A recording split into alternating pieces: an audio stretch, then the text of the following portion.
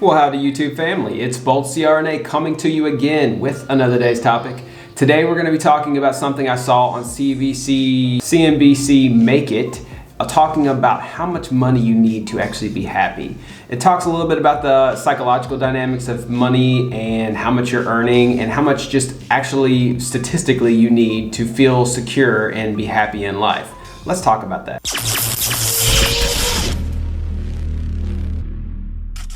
I feel like this is a big topic in America because we're kind of known as a country that works and works and works and works, and we work 60 hours a week so that we can make sure we have a Lexus, a yacht, 2 vacation homes. We've got the 60-inch flat screen new TV. We've got the newest electronics. We got the newest whatever. Like we always want more things. We need a lot of the women want the most expensive bags and the most expensive shoes and the luxury vacations and all of these things, materialistic type things that I feel like from my travels in Europe and with Australians and other people across the world, Asians and stuff, I found that they just don't seem to have that same mentality. They don't seem to have that idea that they need everything.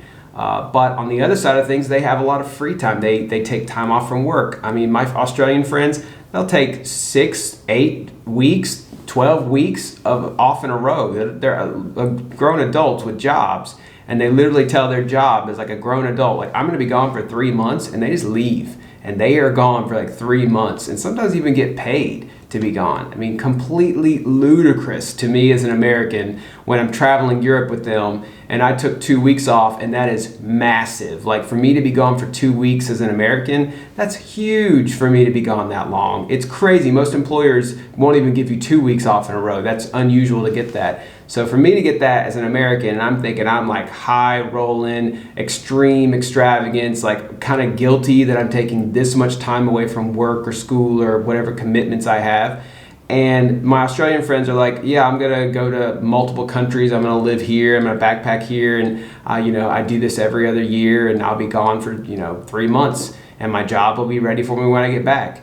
I'm like, that is crazy. But that's the difference in our mentalities. In America, we have a very materialistic, money, got to have everything kind of mentality. Other places don't really have that. So this article, and it was a YouTube video actually, was talking about how much do you actually need to be happy, and how much do we think we need to be happy. That's the true concept of the video, is how much you actually need to be happy, but how much does the average American think that they need to be happy? And you usually find out that it's kind of a moving target. Everyone says a little bit of different things, but in general, it's always more than what you have. Whatever you earn, like a lot of the people they were interviewing, if they say they made $60,000 a year for their salary, they would tell you they would be most happy at $100,000 a year. And then they interviewed somebody who makes $150,000 a year, and they'd say, how much do you need to be happy? And they'd be like $250,000 a year. And it's a concept actually described as hedonic adaptation. What that means is that we pretty much adapt to the environment around us. We earn more money, we get the pay raise, we get the benefits and all this that we were looking forward to, that we strive forward for. We're happy for just a little bit. It's a boost of dopamine for a short amount of time, but then we start to lose interest. We start to say like, hey, what's the next goal? What's the next thing I need to be doing? And you start striving for the bigger car, the second home, the fancier yacht. Like, we just keep wanting more and more and more. And, psychologists say it's general human nature to kind of be like that, but you have to control it. You have to identify that you're doing that. You have to realize in your mind, oh, this is what I'm doing. I'm creating more and more levels that I need to keep climbing and climbing, because in my head, I'm chasing this feeling of excitement and achievement. But ultimately, I don't need those things. I don't need that materialism. I don't need all that, extra income. And you keep thinking you do, so you keep striving and working and grinding harder at work until you're bitter and unhappy and overworked and actually stressed out. And even in the little bit of free time you have, you don't really enjoy the free time because you have to get right back to work as soon as you turn around. And you're doing it all to earn more money. Like I said, it's human nature, but it seems to be very tied to American culture. We seem to be the #1 winners at this type of mentality and this type of lifestyle. And what they found is that this consumerism and this materialism it does not lead you to happiness. You can keep earning more money, you can keep buying more things, you can keep climbing this ladder that we're all climbing, and you don't get happiness from it. In fact, they found that there's a lot of millionaires out there that say that they're unhappy. They don't find true happiness, and so you have all of this money, you can buy all of these things, you're not truly happy. So let's talk a little bit more about the statistical data. Like what number should we be striving for then? What does economists say the actual amount of money you earn per year would be the happy medium of where you actually would be fine, comfortable, not worried about paying your electricity bill and not worried about being able to buy groceries and you can afford a car in your home and stuff. What's that number? So over on Yahoo Finance, there's another article that takes data from Purdue Research, where they have identified that in general, $60,000 to $75,000 a year is enough for you to be comfortable, needs taken care of, basic things handled. You're not struggling. You're not going home every day worried about your basic needs being handled. They then identify that about $95,000 a year seems to be across the board a generalized number of not only are all your needs handled, but you have some luxuries too. You have some free things, free times in like vacations, and you have nice stuff too. Like you can afford some nice stuff. It's not crazy extravagance, but you have some nice things too. Then they go even further to identify different cities that you may live in, large cities, and say, okay, so obviously we know that money in Tallahassee, Florida is going to be different from the money you make in Manhattan, New York. Of course, the cost of living is different. So $60,000 in one place is going to be looking different than $60,000 in another. So let's talk about, say, Austin, Texas. Austin, Texas's number for that city, they say for your emotional well-being, like all of your basic needs being taken care of, $78,000 to $97,000, and then your salary to be totally happy, I guess to afford some extravagance and some luxury things and be happy, is $136,000. That's actually pretty high. I would say that's above the average salary in America. So if you are living in Austin, Texas, that's a pretty steep amount. I wouldn't say it's unreasonable, but there's probably quite a few people who may be watching this right now who don't make $136,000 a year. Then let's jump on over to where I live, San Jose, California. Now these numbers may shock you a little bit, and I'm kind of curious where they got these numbers from, but they say the salary you need for emotional well-being, like basic things taken care of in your life, is $156,000 to $195,000 a year in San Jose, California. And then the salary for truly being happy, like affording some extravagancies and nice things, $273,000, $100,000 a year. Sorry, I had to shut off my robot vacuum. It was about to mow me over. As I was saying, that is quite steep. I would have to say that's quite a bit there, and there's probably a lot of people even in this area that's very affluent who don't quite make $273,000, $100,000 a year. It's interesting how our minds work like that, and it brings up another topic of what we call golden handcuffs. So this is the idea that you get into a position, you finally worked into a position that pays you very well. You're getting paid very well there. Maybe you enjoyed it in the beginning, but over time you're losing interest. You don't like the position anymore. Maybe you want to go somewhere else. You're not feeling fulfilled. Your daily work is not making you go home every day and feel like this is something important that you're doing with your life. You want to change careers or change jobs, but you can't because you're stuck in a position that fulfills your lifestyle, and you've built up the life around you to require that amount of salary. So you're actually stuck in that position. You can't leave unless you were to sell your home or sell your nice things.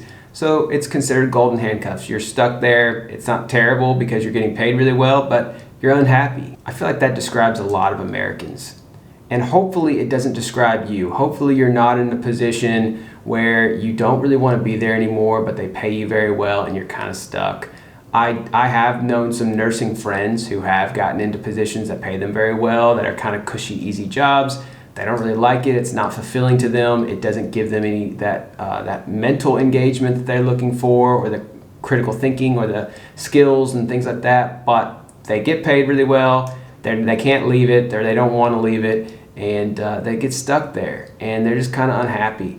And I would say there's quite a few people who live here in the Bay Area in the medical field, especially nursing, that has really strong unions here and a lot of strong rules and regulations that give them a lot of extra boost if they work over 12 hours in a day, they get double pay, and if they work extra call on the weekends for the OR, they get like half pay for being on call and all this kinds of stuff. So they get into these positions where if they work 60 hours a week, they can make a lot of money, and you pretty much need to make a lot of money, obviously, to live here and survive.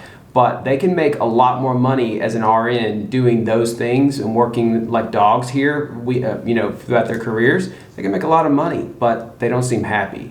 They seem stuck, and they talk about the position like they can't go anywhere else. They're stuck here. If they go anywhere else, they're going to drop their pay by a lot, by half probably. They'll probably have their salary cut in half. So they're kind of stuck here. They can't go anywhere.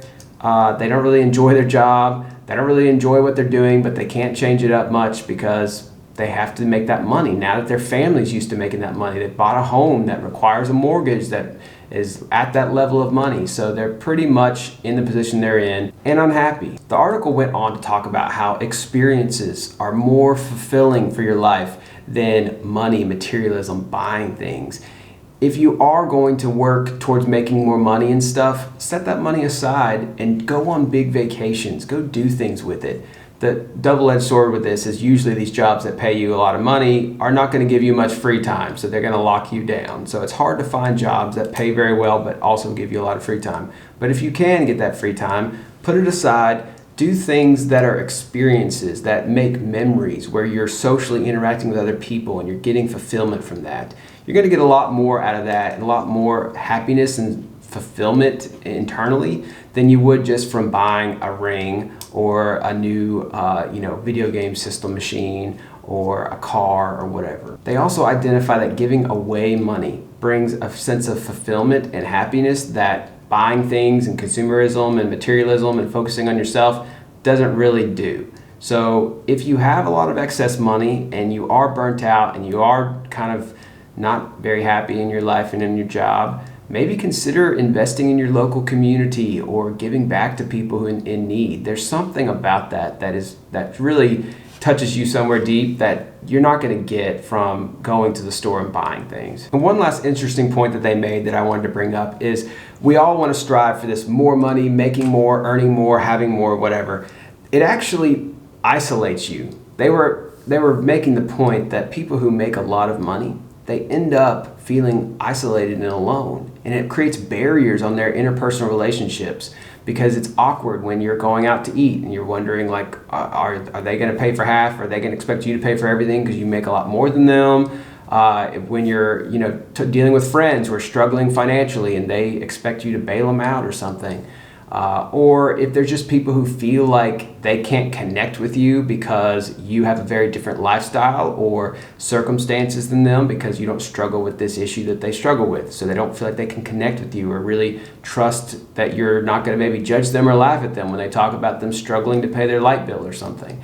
So it creates a lot of weird barriers and isolation. So that's another interesting dynamic people don't think about. And I have seen happen in my life and in people I know's lives as they earn more money and they kind of move outside of a certain income bracket from other people. And then it's like there's just this weird change that happens. Maybe it's subconscious, but it seems to shift in people, and it can create barriers to friendships or connections and loved ones that you were very close with before. Well, all right, guys, that was everything that I want to talk about finance, how much money you need to actually be happy out there, and to kind of just give you a little bit of words of wisdom about striving for careers and making more money and striving for the best paying thing that you can do. I know a lot of people out there think that, CRNA is the way they want to go because they see the dollar signs and stuff, and they think that that's going to make them happy and fulfilled and be the best thing that they can do. And I can tell you it doesn't. I mean, that's not what it's about. You can make more money. It's great. It's, I'm not going to lie and be like, oh, I hate money, but it definitely does not give you this sense of just overall happiness and enjoyment in the world because of the money. But I want to hear from you guys down below. Let me know if you have found happiness in materialism. Like when you've gotten a big pay raise or done something that's gotten you into a different financial bracket, maybe graduated a school or CRNA school or NP school or something, and you make more money. Has it significantly changed your happiness? Has it been the money that made you happy? Was it the way that you invested your money? Tell me what you do to use your money that brings you full fulfillment and happiness in your career. As always, make sure and hit that like button, subscribe button, go over to the mentorship program on here, the membership, and we'll get together. And I've got the study guides. I've got behind the scenes videos I do every month. I do the live chats over there. We do one-on-one mock interviews. I'm on TikTok now. Go follow me on TikTok. It's Bolt CRNA over there. Of course, Instagram, I'm still there too. And until next time, that's Bolt out.